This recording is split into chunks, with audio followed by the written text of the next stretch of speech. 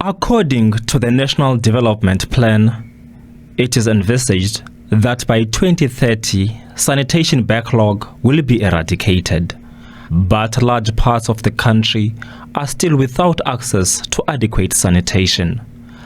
The Western Cape is leading the country with 94% of its population having access to sanitation. However, growing population and sprawling informal settlements remain a challenge. Some of the wastewater treatment works are failing. The Green Drop report has indicated that approximately 32% of the wastewater treatment works here in the Western Cape is actually in a poor or in a critical stage.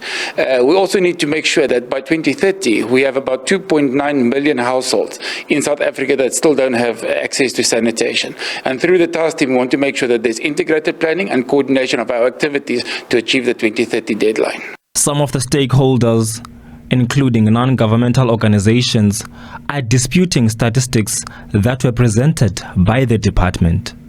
The Department of Water and Sanitation shared the data from the municipalities, and they mentioned that the Western Cape is sitting at 94.8% of sanitation, of access to sanitation. That means that only 6% of communities that are without sanitation access.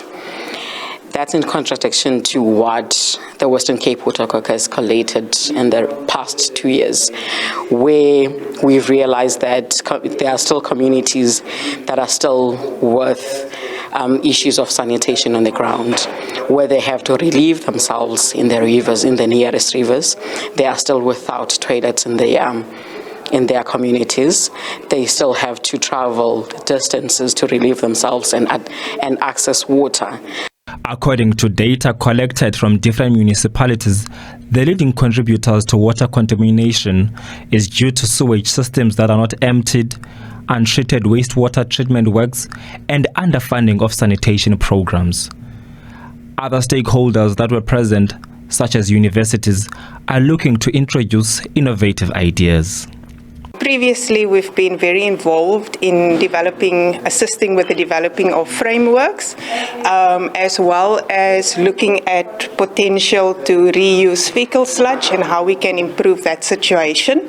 And those were all funded by WRC projects. And within the STARS team, we're trying to find a closer link to see how we can make some of those solutions a reality.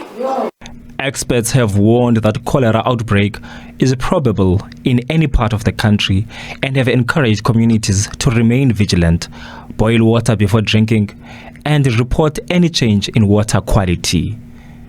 Atule Joga, SABC News, Worcester.